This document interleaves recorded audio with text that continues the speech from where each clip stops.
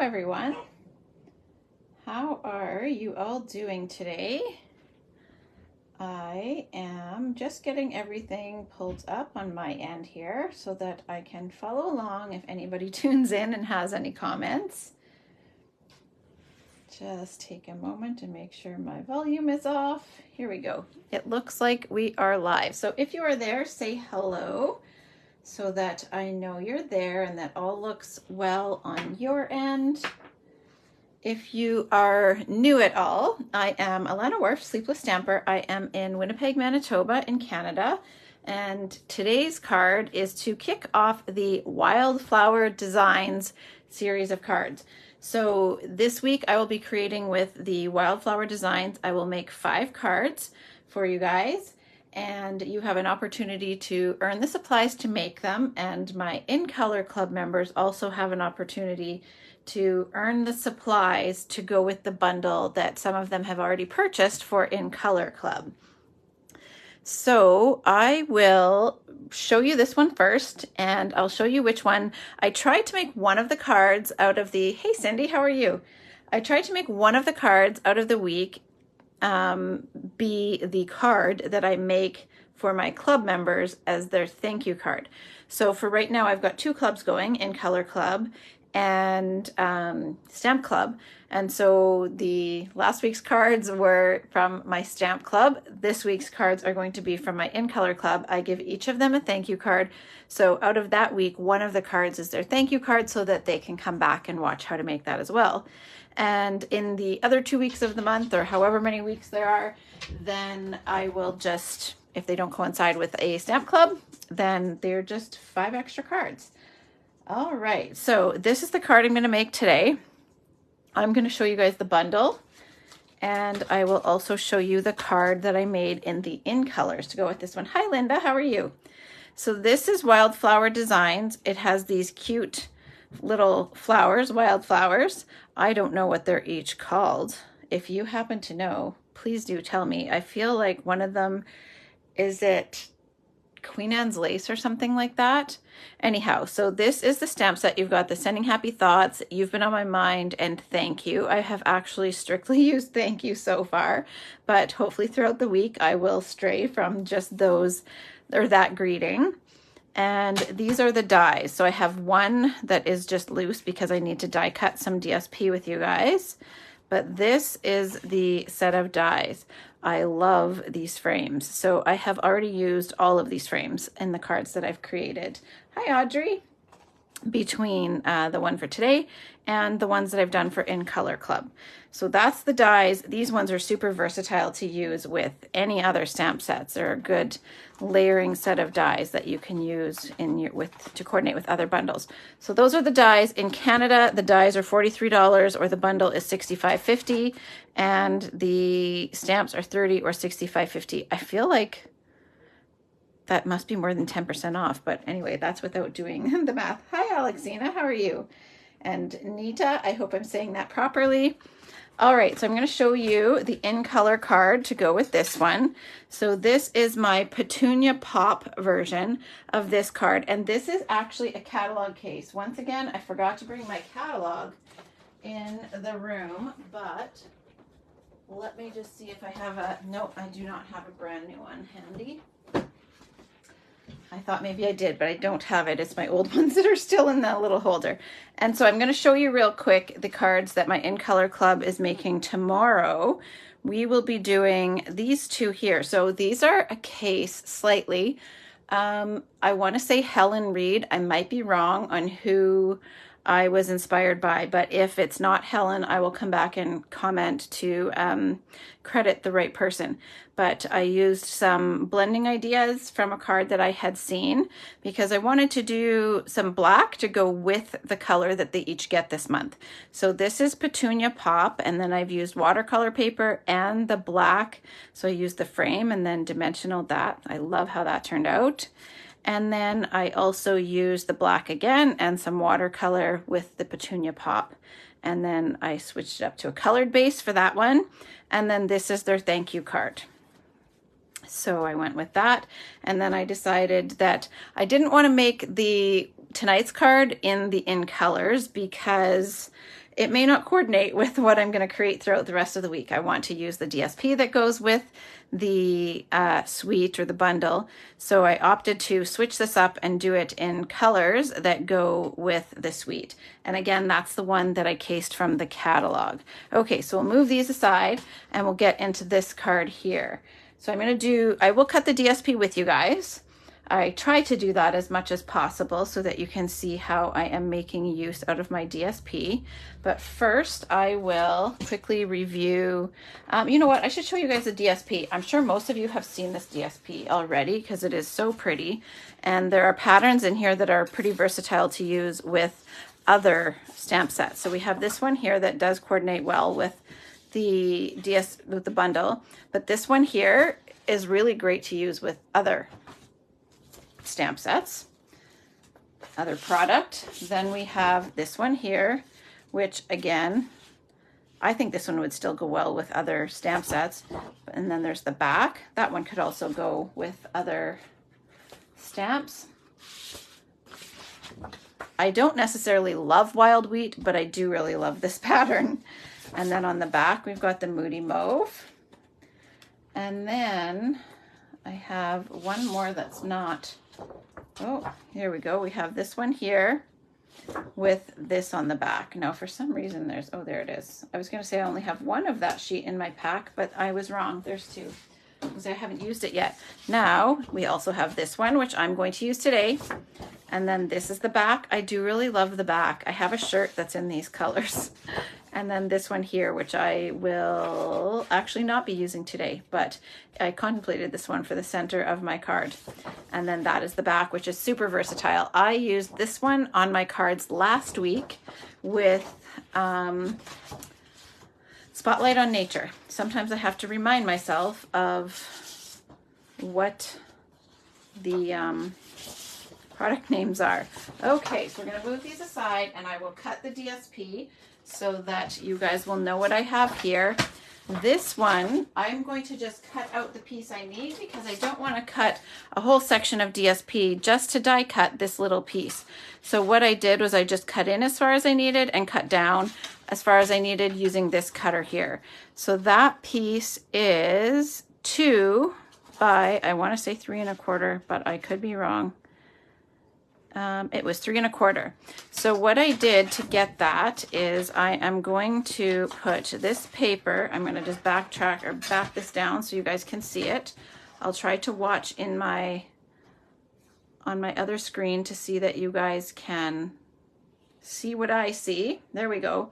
So this edge, yes, Linda, I do too. I love this DSP. So this edge is going to go over to the 2. I'm starting at 3 1/4 and I need a 3 1/4 inch piece. So I'm going to slice down to 6 1/2. I'm going to move the scoring blade out of the way. And then here I'm going to slice down to 6 1/2. There we go. Now I am going to just swing this arm out and then I'll put this edge over to the 6 1/2 and then I'll just bring my cutting blade down and slice up to the 2 inch mark. And then now I have a piece that I can use to die cut my label that goes inside that focal point on the card. I don't need this cutter anymore. Oops. Sorry, it's a bit noisy. Now, I have scraps of the piece. I'll bring my card back in. I have scraps of this piece here. And what I often do, or almost always do, is I don't cut a strip that's going to run that whole width of the card. I just cut a little piece that will fill on either side, and then I save the cards or the DSP from the middle. I don't use that because you don't necessarily need it. So this piece looks like it is 1 inch wide out of my little bag of scraps from that color. You can tell I like that color and I have used it on other projects. Okay, so this is 1 inch wide, which is the width that I want for here, but it is 1 3/8 tall. So now I need to cut this at 1 3/8 so that I have 2 pieces that are 1 inch wide by 1 3/8 tall. And this helps me conserve my paper so that I can make even more cards with this.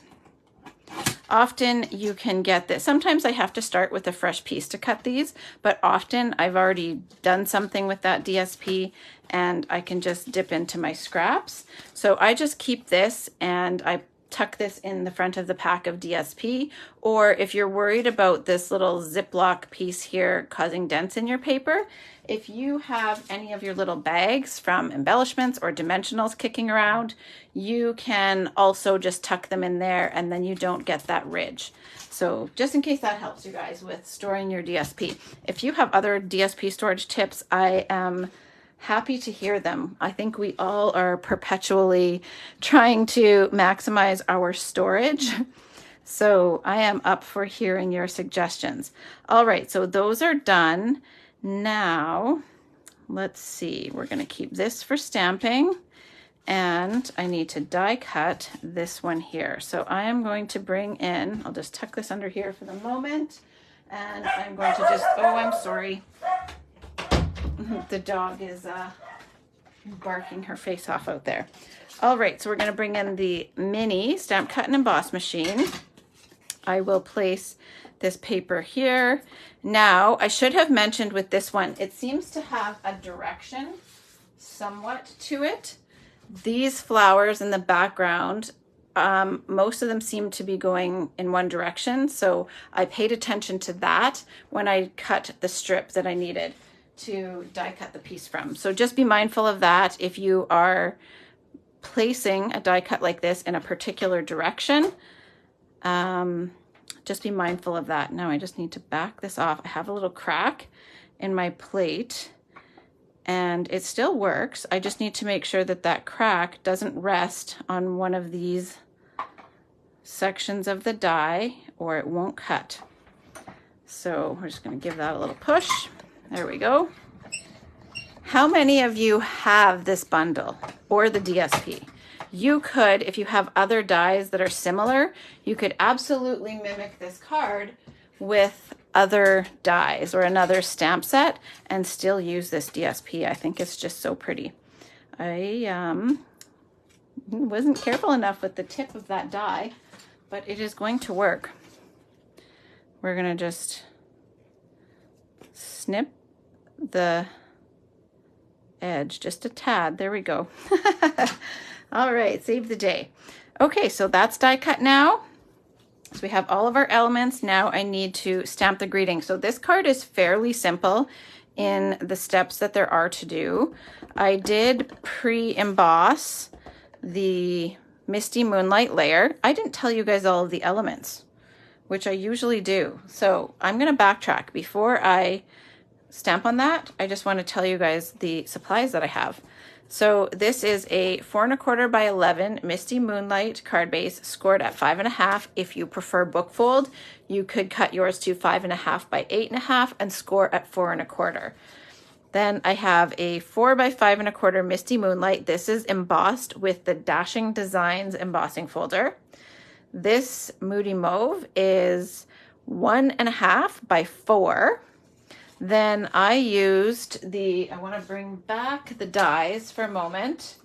When you die cut this, you're going to get the border and you're also going to get the insert. This cuts 2 separate pieces.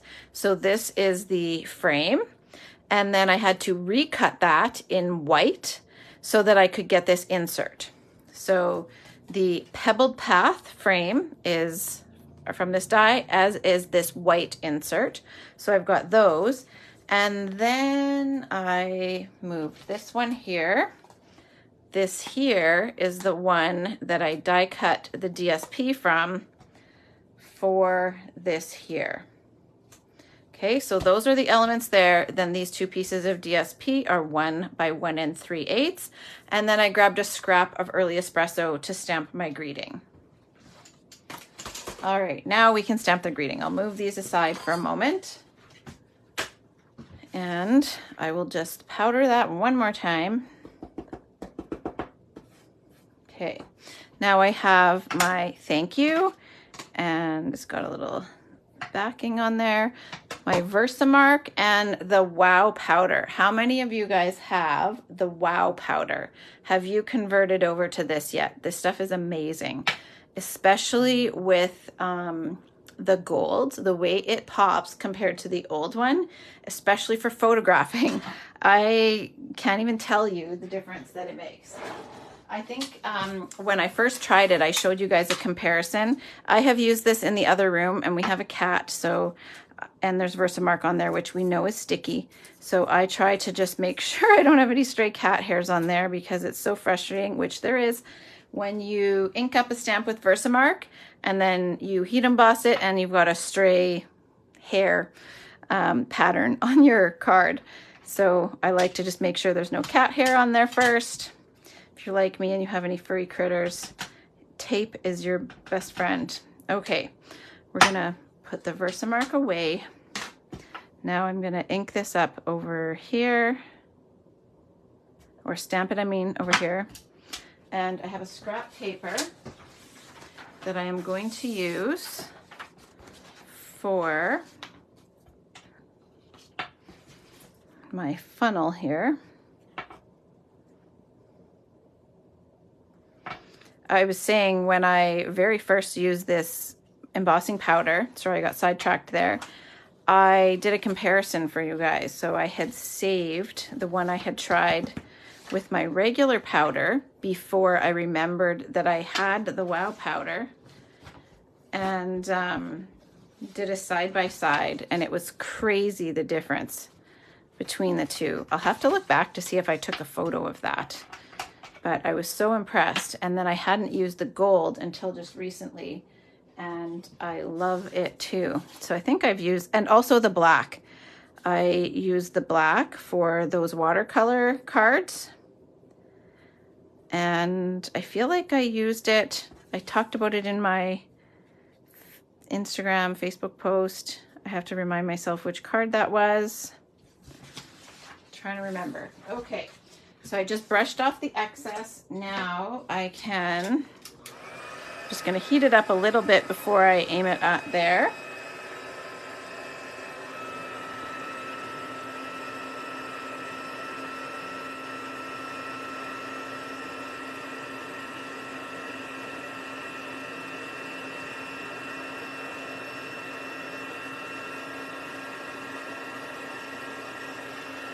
There we go, but look how bold that is. I noticed such a difference with this white. Okay, now we're gonna bring these back in. I'll bring this here, and I'm going to fussy cut this greeting. My apologies. I decided not to use a die because I liked how thin that was. So you'll just have to bear with me while I fussy cut this like you did. What card was that? It was one of the Spotlight on Nature. It was the one where I fussy cut the flower and had it over the stamped bottom and the textured top. And I am just like creating little curves around the letters. I'm not going necessarily specific to the shape of each one. Hi Margaret, how are you?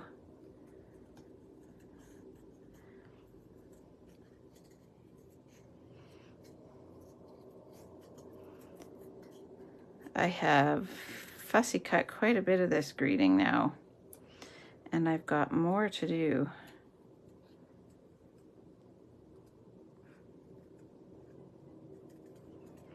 This set and the DSP are from the annual, but I feel like they would make nice fall cards too.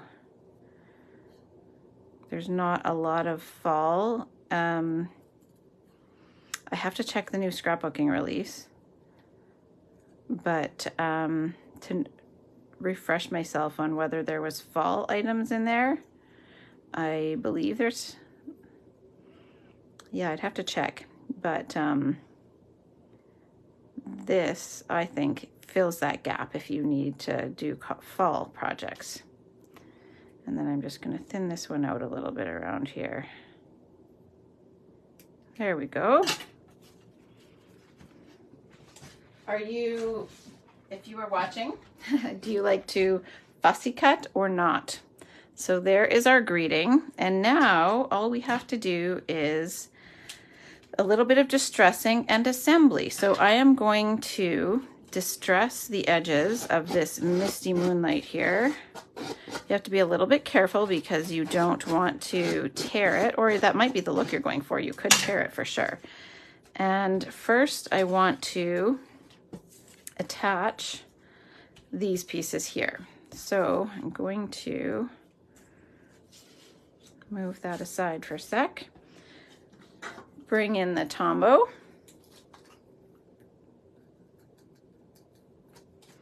Gotta get all that off. No to fussy cutting. I often, if there is a die that works, I'll use a die. I love the greetings that have the die that go with them. Those are amazing. So I've just Tombowed this and I'm gluing it to the outer side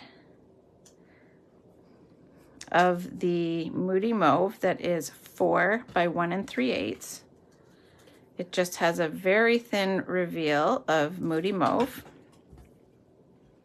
Now, if you had a pattern that had a particular direction to this, or a piece of DSP that had a particular direction, you'd want to be cautious to make sure that they're the same direction. This one here, the stripes could end up in a different spot, so I just matched up where the stripes went. And then this one doesn't matter at all. So now I am going to glue this on here, and I am going to use my other card as a guide because I placed it so that it would fall between these scallops. Now I put it down first so I can purposely put those scallops there, and it might be off slightly from one card to another, but I'm going to try to get this matched up.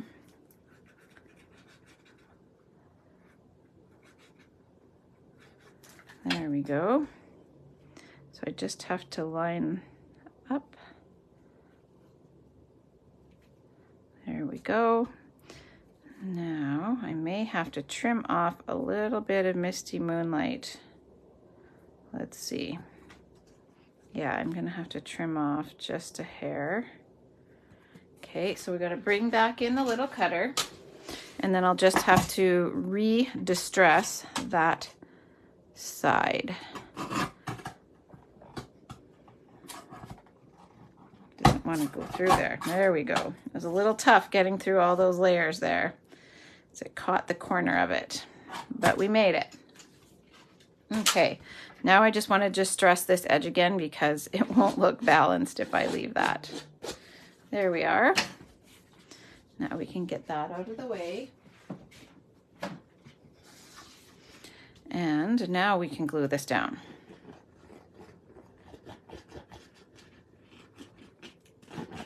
There we are.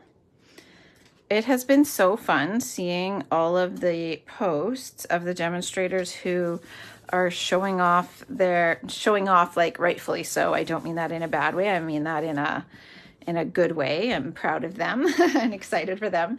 Showing off their $1 million retreat boxes. I love it. There's been so many people that I have seen on my Facebook feed sharing is maybe the better word, their retreat boxes that they get for that. So it's exciting. All right, now this, I'm going to show you this before I glue it. I am going to line this up or glue this down so that this line falls between these two scallops here. Same thing on that side, same thing down here.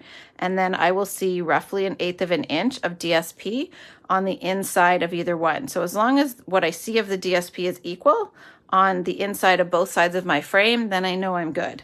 I know it's straight. So I love how that lined up.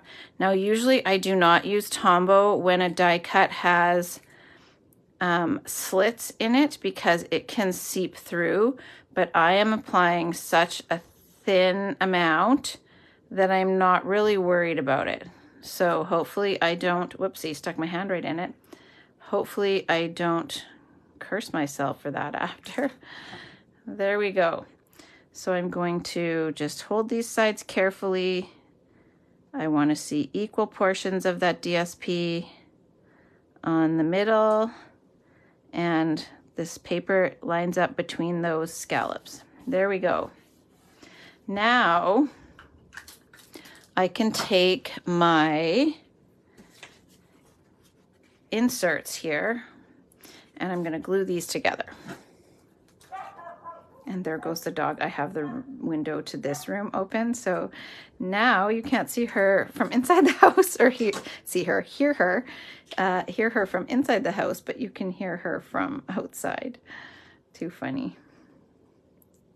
She has a spot in the backyard for her business, and it's a little fenced off area. We have some low, like 1 foot high wrought iron fencing, and it's filled with pea gravel, and that's her spot. So she knows that that's where she goes to the bathroom, and that way it's not all over the yard. And even if we're out there like not playing, but like hanging out, doing yard work, she will, I say, toddle herself, even though she's a dog, over to her spot and go in there. All right, and that's dimensional, which we love that. She did not do that just by chance. We trained her to do that. It amazes me, the cats that use the toilet. How I got on this topic, oh, it's because she's barking out there. I apologize. I hope that it's not taboo topic to be sharing. Highly recommend it. If you get a dog, to spot train them so that they have a spot in your yard. I don't judge other people who don't, but I just love that for us. Okay, so now I'm going to tie a bow with linen thread.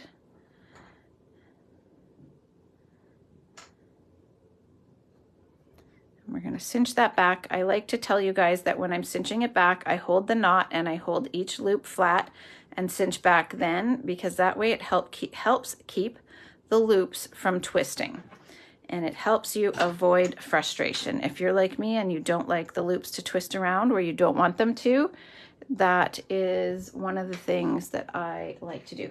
Now my glue dots, I was thinking I couldn't find them.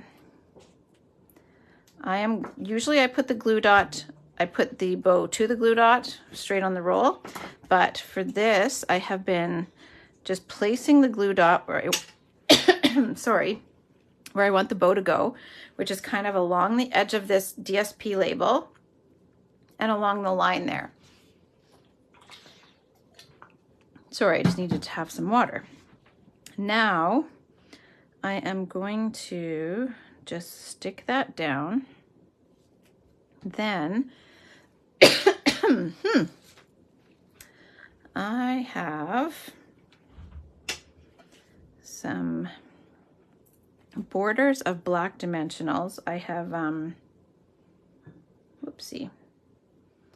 been snipping the edges off for different projects. I'm just gonna get a throat lozenge 1 sec.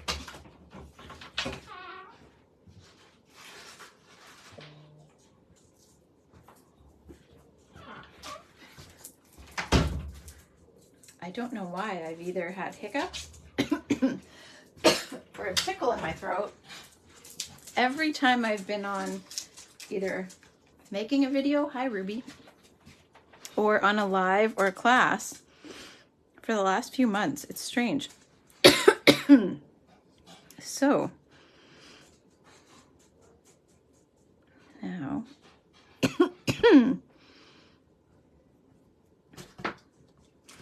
just got a few little ones here that I may as well use up. Silly. Now I should have used one of those little itty bitty ones at the end of the, oh, here, you know what? We're gonna snip this one. And we will place this one at the end. Okay, so I've purposely left, wow, a gap here so that the knot of my bow can nestle in here. And then that way it won't be too bulky there.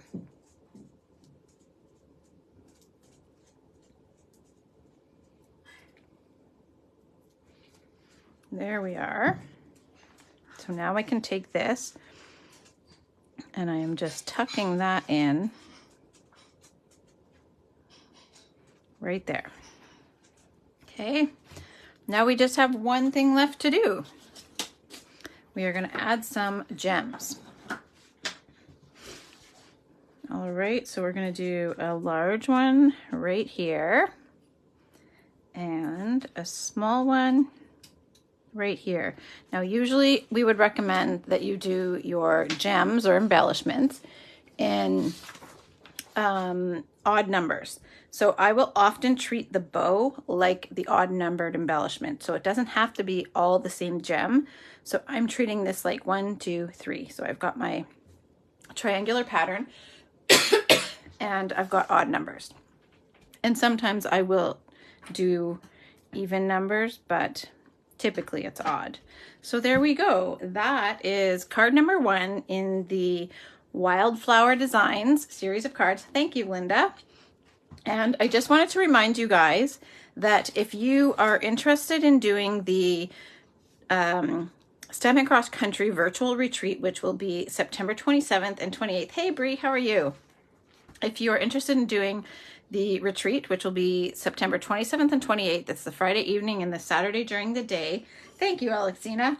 Then today is the deadline for the early bird pricing. So till the end of today, you can get the discounted price.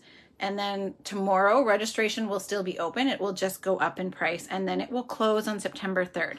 So there are 5 of us who are offering this retreat. There are 4, thanks, Margaret, demonstrators from the US and myself. You will get to make 10 cards, and then we will provide additional tutorials as well. So you'll get extra inspiration with both of the bundles. We are featuring the More Than Autumn bundle, and you can see a little sneak peek here. I'll bring this closer. This card is my More Than Autumn card, and then we are also doing the Snowy Scenes Suite. That is such a tongue twister, and this is my card from that one, and then all of these other ones you get to make as well, and they are obviously created by the other 4 designers. So you can register for that. If you would like to, I encourage you to do so by today if possible, then that way you get the better pricing. And on the registration form, which I reshared again today on my page, you can see all of the details with pricing if you choose to purchase the bundles on top of the registration. So some people, we don't include them because some demos may register for our event and they would likely buy the bundle from themselves, or there's different scenarios where somebody may not want to or may not need to purchase the bundle from us. So if you'd like to register, make sure you do that. And I will also be getting information ready on product shares and Stamp Club. We will keep on with Stamp Club starting in September.